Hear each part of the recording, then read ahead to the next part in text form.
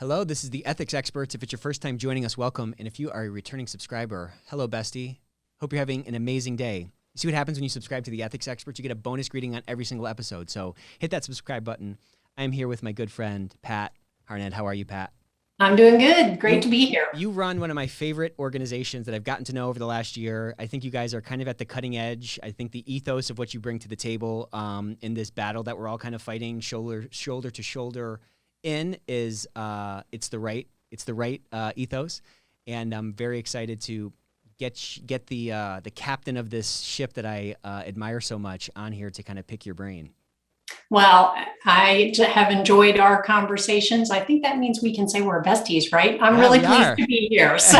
Very good. So let's dive in. Like, how did you get at the helm, or how did you kind of grab the helm of this ship? What was that ascension like? I think it's a pretty interesting story that you have.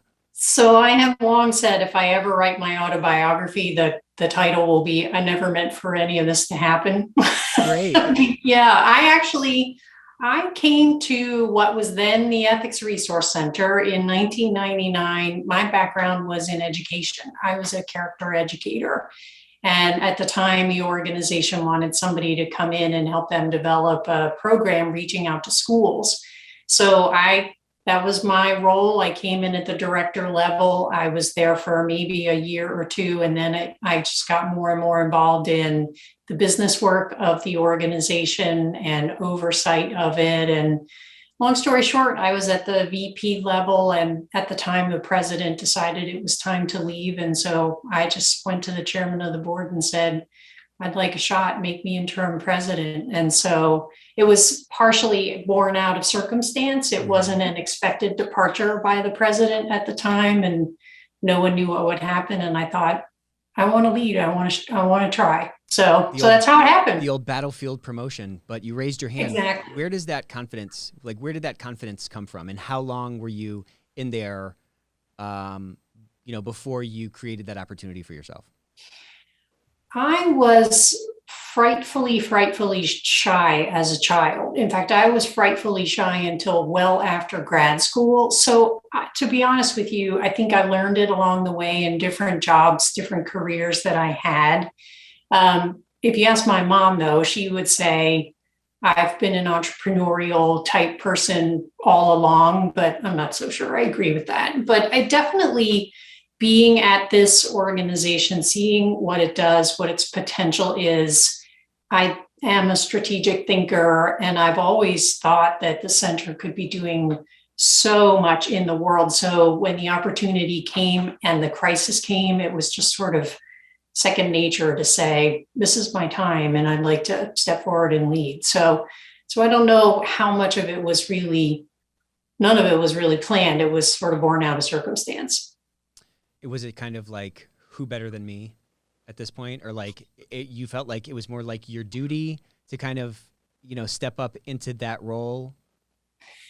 I think it was a little bit of feeling that somebody needed to do it. And I felt like I of course was the number two in the organization at the time. And I thought I should probably do it. But I knew I had worked in nonprofits most of my career. I had learned everything about what the organization did. And so I really felt like I'm the right person to do this. So yeah, I did think that here I am. I'd like to do it. I'd like to have a shot. I think your mom's right about you. um, So how long was that from when you first stepped in the door and it was the Compliance Resource Center to now it becoming ECI and you taking that step?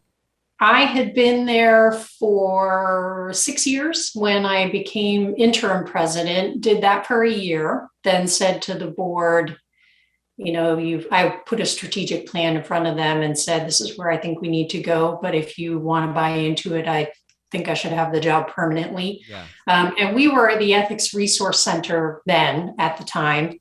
So it wasn't until 2014 that we actually aligned with the Ethics and Compliance Association to become ECI as it is known today. But I've essentially been leading since 2004, took on the association in 2014, and that's how we are where we are today. And what was that? What was that like when you guys kind of joined forces? Like, what was the impetus for that? What was the catalyst? And I'd love to kind of dive into what um, what that marriage turned into, because that's always such a difficult thing, putting two organizations together and setting a strategic direction that can encompass all the resources that are within these two entities. Hmm. So, one thing to know about ECI, actually, next year is our centennial anniversary. Wow. It's amazing the history of this organization. And in a lot of ways, the things that we have done over time and the way we have grown are a reflection of what's happened in the business world and in the ethics and compliance profession. So at the time that we were creating the strategic alliance for both of the two nonprofits, ERC doing research, ECOA at the time, not just as a member association, the industry had exploded. There were tons of organizations that were providing different resources and trying to get people in our profession to be a community. So we were both up against, how do we continue to stay relevant? How do we continue to add value? How do we continue to be thought leaders as nonprofits? Mm-hmm. And at the time, the then executive director of the association announced his retirement. And our thinking was, we're far better together because we take the research and the resources of the ERC and we make them available to the members of the ECA. And then we mine the insights and the needs and the risk of the members to inform the research and the resources. So it was a mutual agreement by both organizations that together we could do something that was not being done in our profession. So we went through all the processes that happen when you merge two companies. And I remember saying often during that process, I have a whole new appreciation for mergers and acquisitions. Yeah. I mean, we were 22 staff members, 11 in each organization, 2 different cities, 2 different boards. And had to go through all the changes, dismantling or redoing financial systems and communication systems, deciding whose health insurance are you keeping, right. Blending 2 very different cultures of staff. And then at a leadership and governance level, trying to get 2 boards to agree how they were going. We still actually maintain the 2 separate boards because we maintain the 2 separate organizations. Was that just initially? That was just initially? And that's actually to this day. And it's because it's their tax status. One is a charity, the other is a professional association, and we can't technically merge them. So we align them in a strategic alliance and maintain the 2 boards. So it was kind of a hybrid of how do we front of the house, it's one organization, and it's also behind the scenes, one staff administering 2 organizations. It's very complex. Totally. So yeah, it was quite an educational experience for me. So there was at one point in time when you were a VP and you're kind of looking out over this landscape, and you have some vision for like what this thing could be. And I think, we are in a very unique industry. There's a lot of unique things. There's, you use this word community. I think it is actually a community, and it's a very unique thing that a lot of people who have kind of, been steeped in this pool for so long, they sometimes don't appreciate it. How close are we as a community, so to speak, to the vision that you had, and what has that path toward this growing and exploding into something that's really meaningful and really making a big impact on our workplaces and on our world been like? That's a really great question. I think as a profession, we've waxed and waned in that original vision. I remember when I was taking the helm, it was right at the time that Enron had happened, Sarbanes-Oxley was being passed. The world was sort of reeling about all this misconduct in business. And I remember thinking first of all, the strength of our organization was research and metrics, being able to quantitatively show that a focus on values and culture actually changes behavior and reduces risk of non-compliance in an organization. So my vision was, let's use research to argue to business leaders that they can radically transform their organizations if they focus in the right way and challenge their employees to live out their values on a daily basis. And it could change the business environment. I think the challenges for the profession, there have been a lot of organizations that have caught that vision that are really good at doing that. But we also have had various points in time where there have been enforcement surges and regulatory changes and things that have happened that I want to be careful in saying this in a way, it's not a distraction, but it diverts attention. It diverts the focus and the conversation of our profession. So for example, the FCPA surges, we were all we talked about was FCPA. Right. And it's not that that wasn't important, but it also wasn't FCPA in the context of what are we trying to accomplish with a good ethics and compliance program? Or how do we encourage our employees to speak up and raise concerns?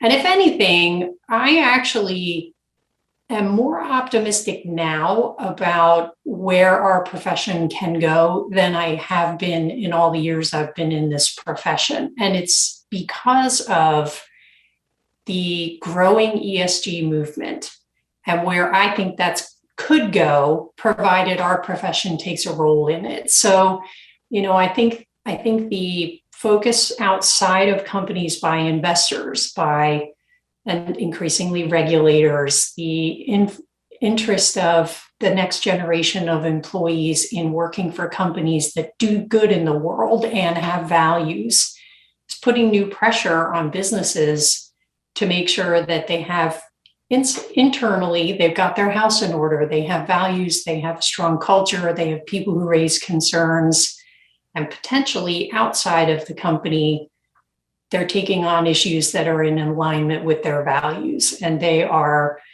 focusing on doing good in the world in a way that makes sense for their business proposition. So we didn't have that before. Yeah, I think it's interesting if you sort of juxtapose the FCPA thing with the ESG thing, because it's almost like one is a little bit more myopic, or it's focusing on a single facet of what the sort of multi-dimensional shape that our profession can be, whereas the latter is sort of almost an unleashing of it, or it's almost like provides like a really unique opportunity, to your point, to really manifest as this strategic thing in our organization to translate these ethical, behaviors, to your point, into better impact on all the stakeholders that sort of touch and are affected by an organization. What do you think? So do you think I'm right? I do agree completely. So what do you think? The odd thing is I was at this conference recently, and you could feel, as we're talking about ESG, you could feel this like undercurrent of like anxiety in the room because people don't know where to start. What do you think that is? And what do you think stops us from seeing the opportunity that I think is like very apparent with this whole thing? I think part of it is that right now, for where we are with the whole internally in a business, I'm not sure companies know yet what to do with all this ESG stuff. And so the ethics and compliance officer, they're starting to get called into conversations in their business where they're talking about, what are we going to do? We need to have a committee. We need you to be a part of it. I do think it's still the unknown what that's going to look like in a company. And so I wonder if that isn't part of the hesitation that we're seeing in our profession. It's not something in the traditional ethics and compliance program and the way practitioners tend to look at what their job is. Such a huge emphasis has been on risk, has been on compliance, less so sort of values and extension of that into corporate purpose and corporate mission. It's just not our first thought as a profession. It's my first thought as I think about, what are we doing? And what is ECI trying to promote? And I think there is a growing portion of our community that does think that way. But I think that the connection isn't quite clear for a lot of professionals yet, what ESG is going to do for their function, other than they're going to have some responsibility for making sure they're in compliance with any kind of ESG commitments or disclosures that are made. And I think that's shortchanging both what ESG could be, and it is wildly shortchanging the impact that the ethics and compliance profession could have if we embraced and even became thought leaders in the dialogue about ESG. Why are we doing it and what is its potential? There's this interesting, so 100%, I wish you could just say that again and we can put that on a billboard or something. But it's kind of interesting if you think about it, because at some point, these functions and these titles didn't exist in our organization, and these regulations were coming out, and somebody smart was saying to someone else smart, hey, I need you seem capable, you have agency, can you kind of figure this thing out? And over time, got in, you roll up your sleeves, you figure out how this regulation overlays on the organization and which pieces are important and which pieces are immaterial and whatever. And in that chaos, this profession emerged. There's so many of those same notes playing in this ESG song, and yet it's almost like the uncertainty of it is creating anxiety for folks to where they're almost blinded to the opportunity. And maybe I'm being a little like heavy-handed with it, but that's like the feel that I get from a lot of people, and it's kind of baffling. My observation, this is how long I've been in this profession. I remember when there were not many people who actually had a title for having the ethics and compliance role. It was just sort of, we need to have a value statement. Can you take charge of it? And so I was early enough in the profession that I saw it really grow. It took Sarbanes-Oxley for the ethics and compliance profession to really explode. I wonder. And now, you can mark our profession by the passage of certain regulations or the issuance of certain guidance documents, the most recent of which I think has been the DOJ's guidance around ethics and compliance programs. And in a way, I wonder if as a profession, we've kind of become so used to waiting for a regulation to arrive that then gives legitimacy to our doing some things. And we all know the SEC is considering disclosure rules around at least the E part of it, ESG, if not ESG as whole. And I suspect there's a little bit of let's wait and see what's going to happen so that then companies figure out how do we staff it and what does it look like and who's in charge. But again, I think we can do that as a profession. But if you ask me, the promise and the potential of an ethics and compliance officer, that function in a company, it really should be and could be the people who are not only the safeguarding the values of the organization, but they're challenging leadership to really embrace it and live by it and promote it and advance it in everything that they do in their operations. And so I guess my concern is if we sit back long enough and we wait to see where's ESG going to go and what's the regulation going to be and what will be the function and who will be in charge, it's going to be somebody else. And ethics and compliance will be reporting to whoever is in charge of that. That's the world according to Pat, not necessarily based on any kind of research, but a lot of years in the field, just sort of seeing how as a profession, we tend to think we are by nature driven by law, regulation, and in a way that makes you less apt to just say, okay, this is a huge possibility for our company to really change the way we think and change the way we operate and actually be able to demonstrate our impact and attract new employees who are buying into our vision and our mission. It's just not we've not thought that way yet as a profession, and I'm hoping we start to. Yeah. So there's so many things I want to say because I think you're so spot on. And so let me start here. You're somebody that's clearly very intelligent, very smart, very driven, but you also seem like somebody who's very intuitive, and you can see sort of the writing on the wall. How has that balance, that yin and yang in you, kind of served you well, and how have you kind of been able to, kind of ride both of those horses at the same time? So in terms of my role as a leader and what I do for ECI, I think the way I am wired, and frankly, I have a PhD in the philosophy of education, and I focused on how organizations influenced people's sense of ethics and their growth in their character development. Oh. So I read a lot of philosophy, and I think that has affected me too, in good ways and bad ways. But I think on the one hand, the way I'm wired makes me think about the possibilities, and also I'm very much, I know enough about how organizations affect people that it helps to translate into the guidance I give our staff and our researchers around how they can be looking at different issues that are happening in our profession.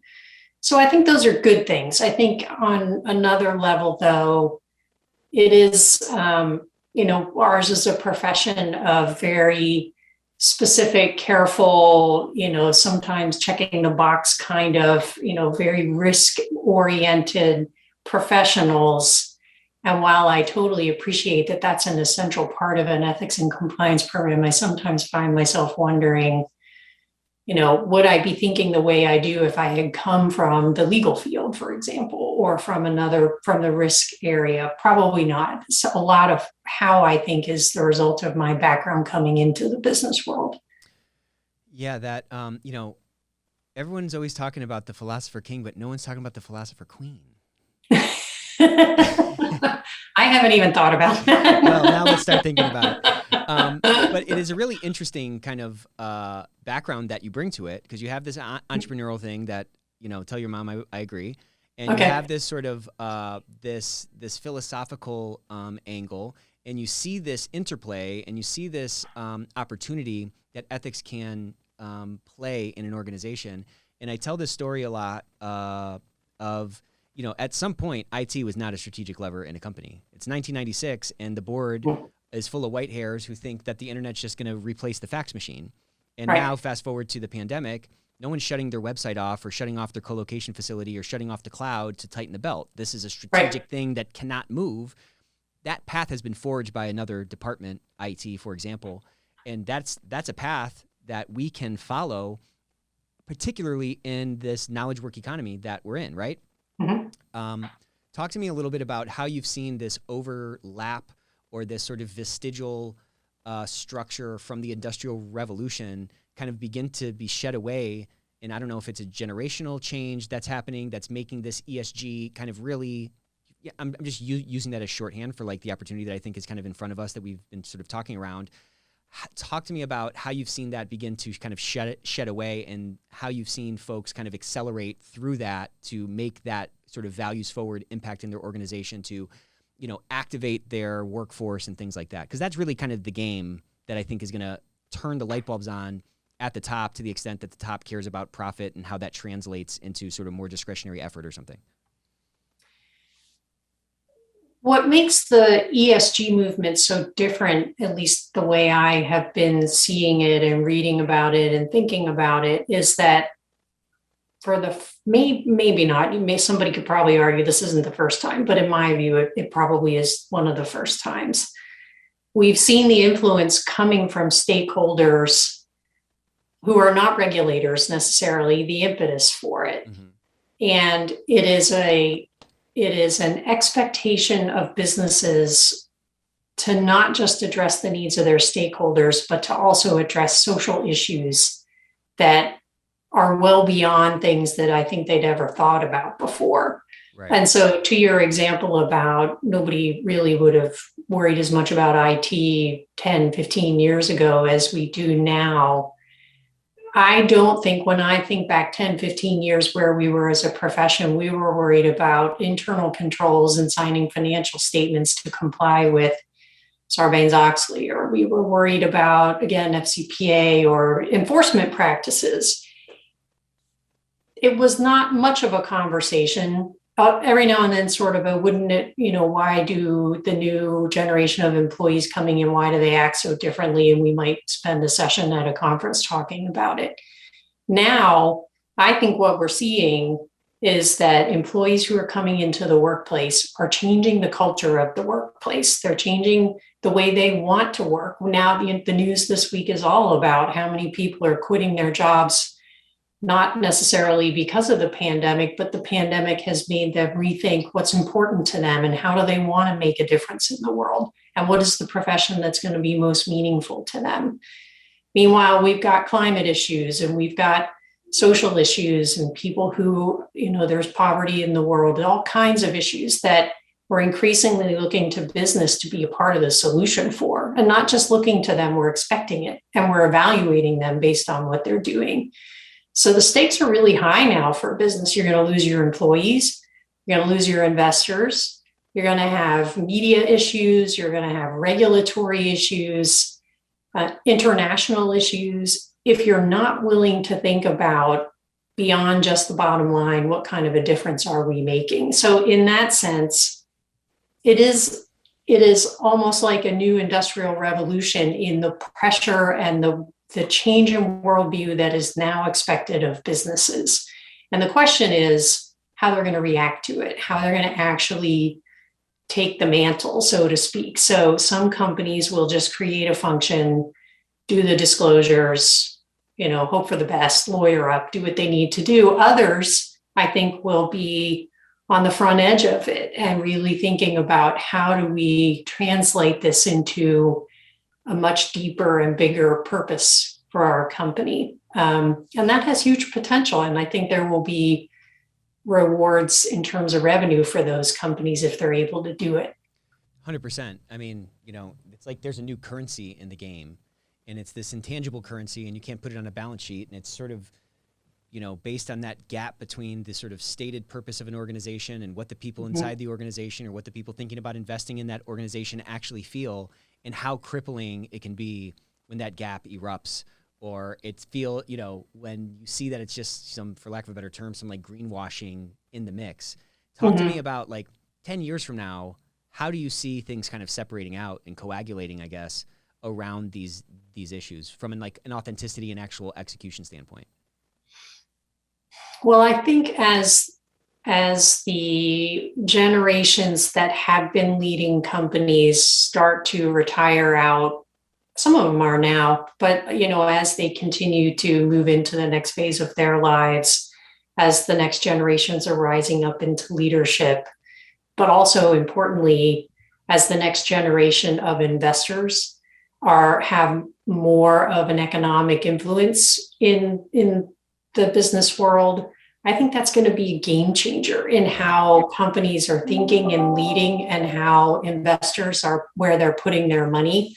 And that those are things that move the needle for a lot of companies. I do think right now, one of the challenges we're up against is that while ESG investing has been really influential, there is still a very large portion of the investor community that is more old school. And there is, even if you look at the Business Roundtable and their revision to the purpose of a corporation, it was brilliantly done, very well thought out, not embraced 100% by the business world, because there's just very big differences. And I suspect a lot of it is generational, but in how we think about what our business is supposed to be doing.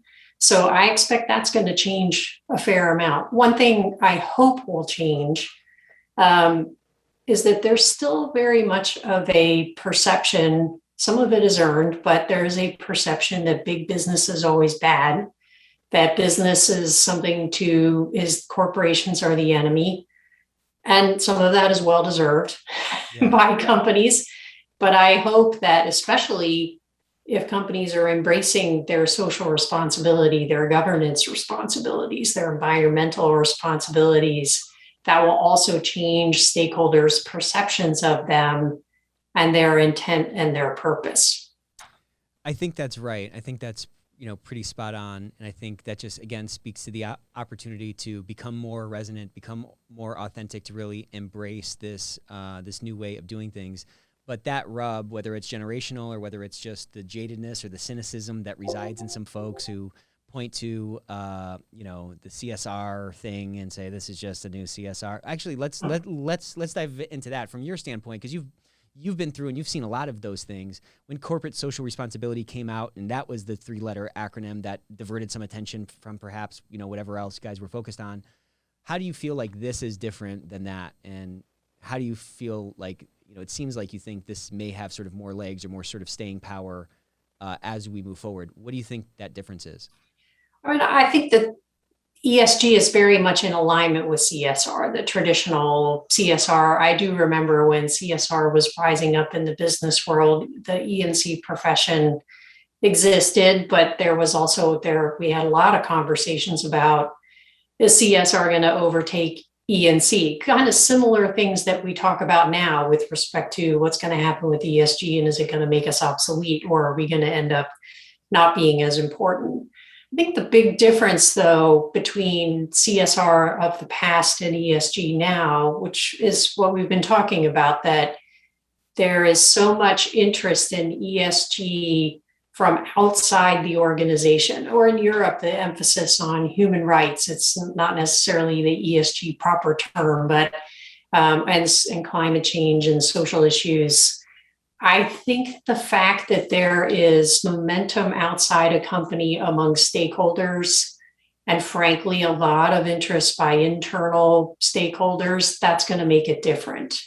CSR, I think somehow, this might be overstating it, but and I apologize to CSR professionals who may be listening, but it's at some point it became more like, what are we doing with the foundation? How are we making sure that where we're contributing funds and giving time and energy and resources, we're doing good with it? And that was good. It's important because corporate social responsibility is an important thing, but it seems like ESG is a lot different. It's about, from your governance throughout the organization, are you actually mindful in the business decisions you're making about the impact that you have?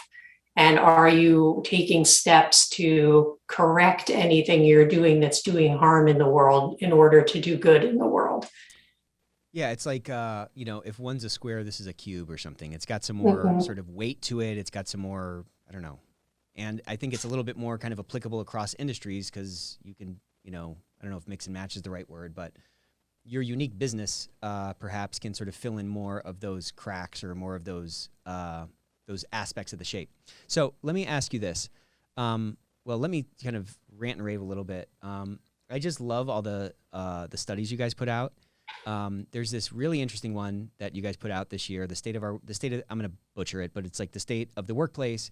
And there's something that I really honed in on, which was the rise in retaliation. So switching gears a little bit. Yep. So in 2017, this is approximately right. In 2017, I think it was 44% of folks who spoke up experienced some form of actual retaliation. And over the 3 years, I think you guys put it out this year, that was up to 79%. That effectively doubled. What do you think is going on there?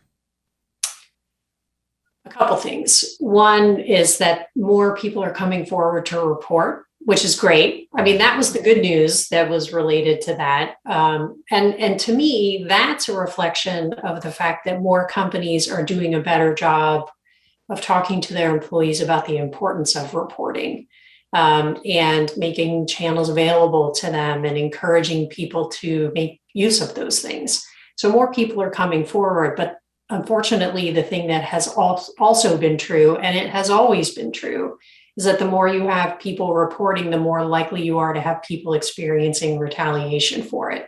So I think that's a big factor. The other thing is, I think people in general, employees, are a whole lot smarter about what kind of actions constitute retaliation. And so it's also possible that as we're asking these questions year over year, we're asking them of an employee population that is smarter and smarter and smarter about, wow, I came forward and raised a concern, and the behavior that happened actually was retaliation. So it's probably both of those things. Neither of, employees' education about it is a good thing, but the fact that retaliation comes with more willingness to come forward is a bad thing. That's an interesting angle. I hadn't really thought about it from that perspective.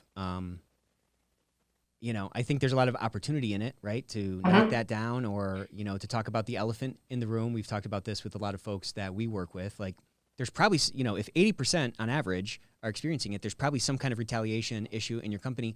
And if it's not actually there, at least the fear of it is absolutely there. So you can attack that head on to try to get people to speak up and really kind of bring that thing forward, because crowdsourcing of risk management, closing that gap between the aspirational culture and the actual culture that people live out, there's just so much discretionary effort that, if you want to nerd out on econ for a minute, that translates into reduction of dead weight loss, translates into more profitability. I mean, whatever, all the things that, the board cares about. So I just love the research you guys do. I love, to a person that I've met in your organization, I think you have a great team. I think you've built a really phenomenal organization, and I love the impact that you guys continue to make on our community to help people, escalate and elevate from, cost center, that derogatory term that a lot of folks are kind of plagued with, to this strategic lever that I think we can all be in our organizations when we're truly actualized. 2 quick questions. I want to be conscious of time here. If you could go back in time to a young Pat and give her some advice that you wish you had, what would that be? So to a very young Pat, I think I would advise me to not be so afraid. I think it took me far too long to figure out how to come out of my very, very, very introverted shell. Speaking of my mother, she could tell some pretty tragic stories of just how shy I was. But I think as I came into the ethics and compliance profession, I think an important realization I had coming from the education world is that what businesses at the end of the day are trying to do is to create environments where good people come to work and make good decisions. And I wish I had been bolder earlier on in just conveying that message, that it's not really a job of a business to teach people what right and wrong is. They already know it. Right. It's really the job of a business to respect the people coming in, to give them an environment where they can thrive, to give them ways to raise concerns safely. And so I think my learning curve to get to that pithy message was a little bit long. And I suppose I would advise myself to have been bolder in talking about that and thinking it through sooner. Do you think if a young you met an older you, that you would believe you?